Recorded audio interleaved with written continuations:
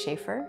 I'm an artist, an independent curator. I'm also a writer and an educator. I've been making experiential-based artwork for the past 15 years.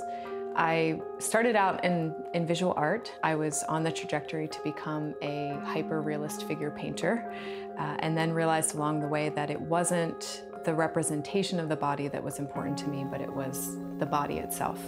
And so it was kind of a natural progression that I fell into making performance art. And that's really been my medium of choice for the past 14 years. And I also was an independent curator, creating opportunities for other artists working in experiential media to show their work. I have an art initiative that I founded with my collaborator, Philip Fryer, called The Present Tense. We organize events, festivals, artist exchanges, in addition to having an archive project. This is my space. I share this with my partner, Daniel DeLuca. Around the room, there are images from performances that I've done in the past. Some of Daniel's objects made out of marble are here. This object I've used several times, both in independent performances and also with my collaborator, Phil Fryer. And these images are from a larger body of work that I've been working on since 2009. And this is an object that is from a performance by Jeff Huckleberry that Daniel and I are really lucky we get to have in our lives every day, that we get to gain inspiration from. And over here is my office space, where I do video editing, photo editing, and the majority of my writing. In 2012, I worked on a project called Being Small. It was an extension of a larger project that I've been doing since 2009, where I fit my body into small spaces that it could not previously fit. In 2009, I went through a mindful and intentional weight loss, and my physicality changed dramatically.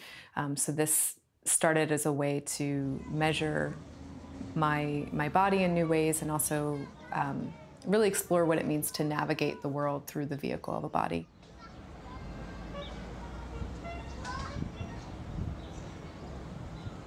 So in 2012, I traveled the project in Mexico and couldn't ignore the presence of the sun.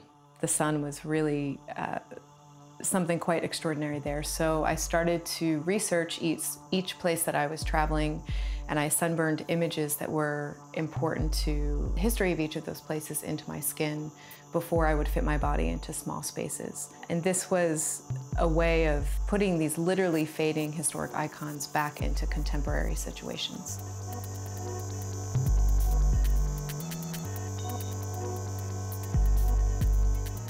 So for the Foster Prize, I've designed a series of 5 performance art pieces that build off of each other and accumulate. They're all sited around the Founders Gallery, which is the glass hallway space in the museum. For example, there will be one performance where I'm in the space, unrolling from a carpet, which will challenge people who are coming through to move in the space a bit differently than maybe they're used to. Another piece that I'm planning to do will be, my body will be across the water at one of the piers in East Boston. And so everyone who's gathered in the Founders Gallery will get to see it from this space. We'll have mounted binoculars here. And then there's also a live streaming component, so people can watch the performance in the MediaTek on the computers that are there.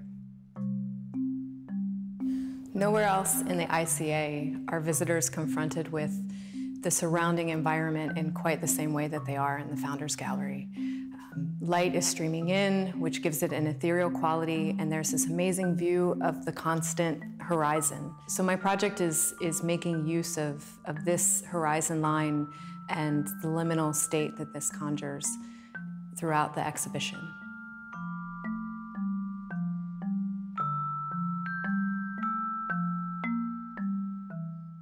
There will be traces that accumulate within the Founders Gallery from each performance, and they're sensorial, so a lot of them might be sound, it might be smell.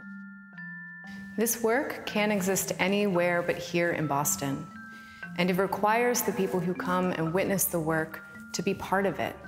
Even when performances aren't occurring in the space, the traces that are left behind will require people to be close to parts in the space that maybe they're not used to being close to. It'll require them to listen deeply. The most important thing for me about this work is that the audience recognizes that they're also a part of it.